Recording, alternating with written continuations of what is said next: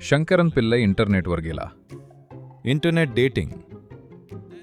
मग त्याने एका अतिशय सुंदर तरुणीचा फोटो पाहिला आणि तिला डेट करायचं ठरवलं.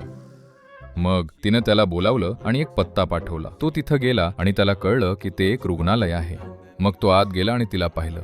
खूप सुंदर, पण ती अंथरुणावर होती. मग तिने हात पुढं केला. तुम्ही आलात याचा खूप आनंद झाला, पण माफ करा, माझ्याकडे फक्त काही आठवडे उरले आहेत. मग शंकरन पिल्लई म्हणाला, ठीक आहे, तसंही मी फक्त एका शॉर्ट टर्म रिलेशनच्या शोधात होतो. जीवनासोबतचं तुमचं नातं ते अल्पमुदतीचं आहे की आयुष्यभराचं? ते आयुष्यभराचं आहे. जोपर्यंत तुम्ही श्वास घेत आहात तोपर्यंत जीवनासोबत तुमचं प्रेम प्रकरण चालू राहिलं पाहिजे. जर तुम्ही या जीवनाला पूर्णपणे चालू ठेवलं आणि ते ओसंडून वाहत असेल तर आपण म्हणतो हेच देवत्व आहे.